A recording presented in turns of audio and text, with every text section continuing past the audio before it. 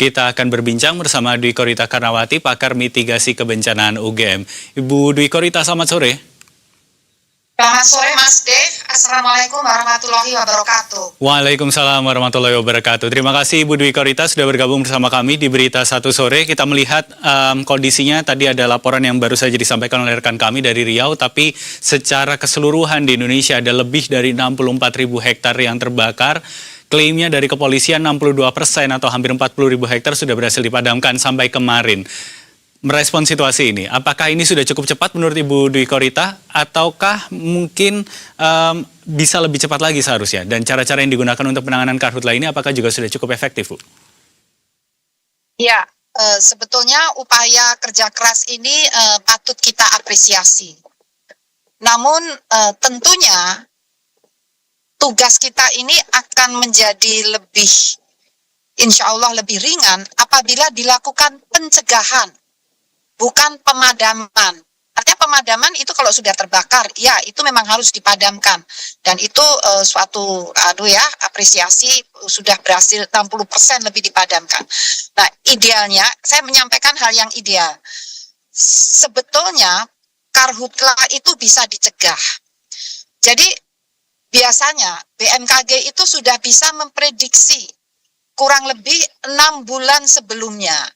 Kira-kira musim kemarau itu kapan? Puncak musim kemarau itu kapan? Itu pernah terjadi di tahun 2023, diprediksi El Nino di bulan Juni, mulai Januari, BMKG bersama BNPB dan Kementerian Lingkungan Hidup, itu sudah melakukan modifikasi cuaca. Tujuannya adalah untuk membasahi lahan-lahan yang diprediksi nantinya atau sudah biasa mengalami kebakaran lahan dan hutan. Jadi modifikasi cuaca itu idealnya dilakukan saat masih ada hujan. Jadi di bulan Januari hujan masih melimpah, sehingga dimodifikasi konsepnya adalah menjatuhkan awan-awan hujan pada lokasi yang biasanya terbakar. Itu. Jadi diarahkan misalnya ke mana? Mangrove, ke gambut ya, ke lahan gambut, kemudian juga ke waduk ya. Tentunya menjaga jangan terlalu berlebihan ya. Kalau waduk itu harus hati-hati ya. Kalau terlalu banyak air juga berbahaya.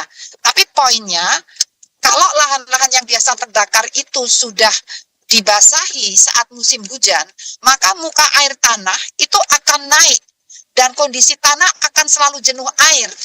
Di saat musim kemarau diharapkan air tanah itu masih dekat permukaan sehingga tidak mengalami kekeringan pada tanah tersebut. Dan tanah yang jenuh air karena sudah dibasahi sejak musim hujan, di musim kemarau akan sulit terbakar. Dan itu sudah terbukti luas area yang terbakar sangat menyusut. Jadi artinya bisa dicegah yang biasanya terbakar menjadi titik api menjadi hampir tidak ada saat itu. Demikian. Baik Bu Dwi Korita, saya tertarik dengan soal operasi modifikasi cuaca itu. Jadi dilakukan ketika musim hujan dengan ekspektasi untuk menjadi pencegahan begitu. Tapi kan kemudian sekarang situasinya juga ada El Nino yang sedang jadi momen puncaknya begitu, dampaknya kita rasakan. Apakah kemudian ketika operasi modifikasi cuaca yang dilakukan ketika hujan tadi, musim hujan tadi, ini mampu untuk mempertahankan kondisi tanah yang jenuh air tadi di kondisi El Nino yang ada sekarang, Bu Dwi Korita?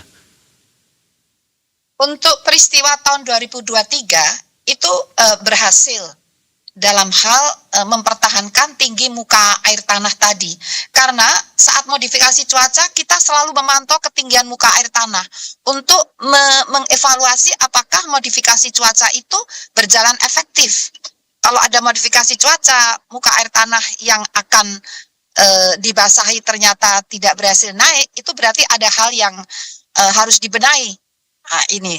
Dan alhamdulillah saat itu monitoring muka air tanah menunjukkan kenaikan muka air tanah. Jadi ada alat-alat pantau untuk permukaan air tanah ini. Demikian. Baik, jadi ini bisa dibilang salah satu pengalaman dari Bu Dwi Korita begitu ya ketika memimpin BMKG saat itu 2023 berhasil mencegah kebakaran hutan ini. Tapi selain pencegahan yang dilakukan dengan operasi modifikasi cuaca tadi, apalagi yang kemudian bisa dilakukan untuk memastikan bahwa kebakaran hutan dan lahan itu tidak akan berlangsung berlarut-larut begitu ketika situasinya terjadi seperti sekarang ini? Iya, yang pertama pemantauan atau monitoring itu harus sangat ketat, terutama monitoring titik panas ya, hotspot titik panas. Ini kan dengan satelit bisa dideteksi ya. Nah, apabila jadi hotspot itu belum tentu terbakar ya, jadi masih panas. Kalau kita tahu di situ ada hotspot, nah itu harus segera diupayakan untuk dibasahi. Salah satu target modifikasi cuaca adalah antara lain di mana masih ada hujan dan ada area yang sudah mulai muncul hotspot misalnya. Nah, hujannya itu diarahkan ke zona yang keluar yang terdeteksi hotspot. Artinya zona itu zona yang kering. Jadi awan hujan harusnya turun di tempat lain, tetapi saat melintasi di atas area yang sudah ada hotspot dipaksa untuk turun agar membasahi lahan tersebut. Itu yang pertama. Yang kedua, BMKG juga bisa memprediksi sampai 6 hari ke depan atau 7 hari ke depan, zona-zona mana yang akan merah. Artinya akan sangat mudah terbakar kondisi mikroiklimnya. Jadi iklimnya sangat kering ya, kelembapan udara sangat kering, temperatur tinggi. Nah, itu bisa diprediksi sehingga apabila sudah terdeteksi, kita koordinasi dengan tim di lapangan untuk menjaga agar area-area yang zona merah, zona orange, bahkan kuning itu harus dijaga, jangan sampai ada yang membakar. Jadi biasanya dengan tugas keamanan ya, jadi jangan sampai ada yang membakar. Karena tanpa dibakar pun kalau yang sudah zona merah itu bisa terbakar sendiri, di mana ranting-ranting itu tertiup angin dan saling bergesekan. Itu terbukti bisa terbakar. Apalagi kalau dibakar. Jadi itu sangat mudah sekali tersulut. Dan kalau masih ada awan-awan hujan, meskipun awan hujan itu belum bisa turun sebagai hujan, maka dengan teknologi modifikasi cuaca diberi NaCl, maka bisa ditingkatkan kelembapannya hingga mencapai kondisi hujan bisa turun.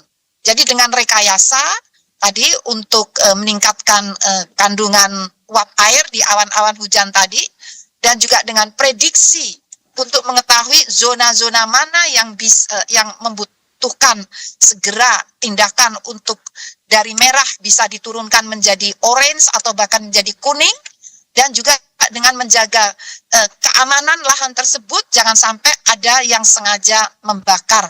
Demikian, tentunya edukasi dan sosialisasi kepada masyarakat sangat perlu dilakukan.